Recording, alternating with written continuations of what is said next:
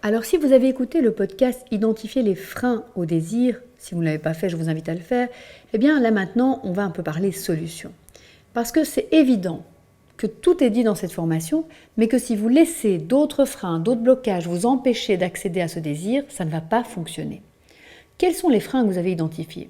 Les avez-vous notés dans votre carnet? Est-ce qu'il s'agit de la fatigue, de la vie professionnelle, de la présence d'enfants, du manque de moyens, d'argent pour vivre des moments extraordinaires, de l'ordinateur toujours ouvert ou des réseaux sociaux qui vous empêchent? Qu'est-ce qui vous empêche d'accéder à votre désir? Et surtout, dans cette vidéo, j'ai envie de réfléchir avec vous à toutes les solutions. Pourquoi? Parce qu'il y a un moment donné où si vous laissez ces freins, même c'est peut-être des freins que votre partenaire active aussi, si vous laissez ces freins bloquer, rebloquer le désir, eh bien à un moment donné, vous allez perdre le fil. Et là, qu'est-ce qui va se passer? Vous allez vous retrouver dans une situation peut-être amoureuse, désastreuse. Vous allez peut-être aller vers la rupture. Et là, qu'est-ce qui se passera? C'est que finalement, à quoi bon tout le reste?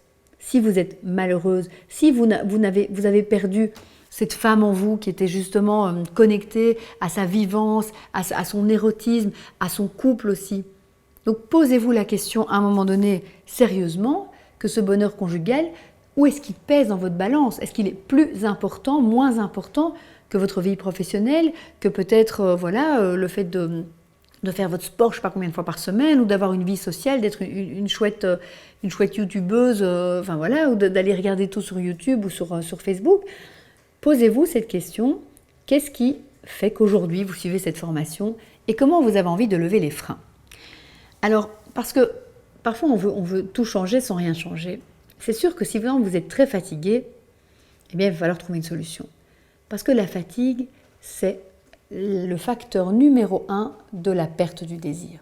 Quand on est fatigué chez une femme, on n'a juste plus envie de rien faire. On est crevé, c'est tout. Et on n'a plus d'énergie à mettre en disant « Oh là là, il va falloir faire l'amour ». Vous voyez déjà cette expression « faire l'amour », c'est pas être l'amour. Alors si c'est la fatigue, eh bien oui, il va falloir trouver des solutions pour décharger votre agenda, pour vous octroyer des moments pour vous reposer. Et là, on revient à l'étape numéro 1, être douce avec soi. Être douce avec soi, c'est accepter par moments que d'autres personnes gardent vos enfants, de les laisser un petit peu plus à la crèche, de faire appel à une nounou, une babysitter, des parrains, marraines, des amis, d'eux d'ailleurs, ils peuvent aller loger chez un petit copain et aller ensemble avec l'école. Les enfants adorent ça. Mais pour ça, il y a une part de nous qui veut tout faire, bien faire, qu'il faut peut-être un peu lâcher. C'est aussi se faire aider.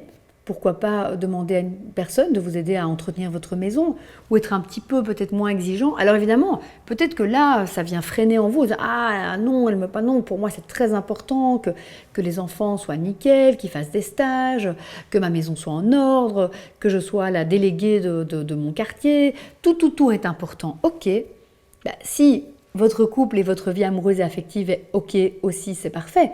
S'il y a un manque, s'il y a un sérieux gap entre les deux, je pense qu'il est temps de vous poser la question comment lever ces freins pour pouvoir donc à la fois déléguer, être moins exigeante avec vous-même, relativiser aussi. Parfois, oui, c'est vrai, la maison est en bordel.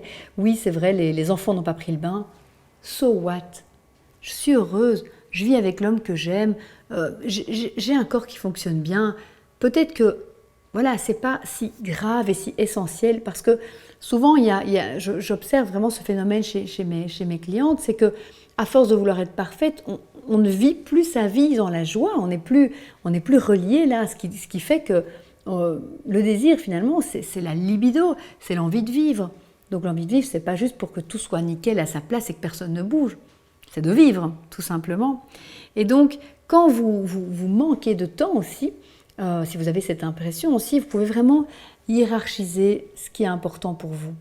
Et là, le conseil que je vais vous donner, c'est que chaque jour, refais le serment de remettre une action au moins qui va te connecter à ta vie amoureuse. Et donc pour vous, chaque jour, refaites le serment d'être une femme désirante et de dire aujourd'hui, même si le monde doit s'écrouler, même si ça et ça et ça, tant pis c'est pas fait, même si je vais essayer de le faire, parce que je suis d'ailleurs une grande maîtresse des to-do list et j'aime bien aller au bout de ma to-do list, mais il y a un élément auquel je ne dérogerai pas, écrire une lettre de compliment à mon amoureux, aller m'acheter mes boules de geisha. Une des actions qui vous connecte à votre désir, quelle est l'action qui aujourd'hui va vous connecter à cette femme en vous? Ne la postposez pas au lendemain et au surlendemain, sinon vous allez vous retrouver à vous dire « Oh zut, j'ai suivi cette formation et finalement ça n'a pas changé grand-chose. » Parce que moi je peux rien là d'où je suis. C'est vous qui avez les moyens de changer, vous qui avez les moyens de basculer votre énergie du faire vers le être, du devoir vers le savourer. Alors c'est parti, à partir de maintenant, les freins vont devenir des leviers pour la femme que vous souhaitez devenir.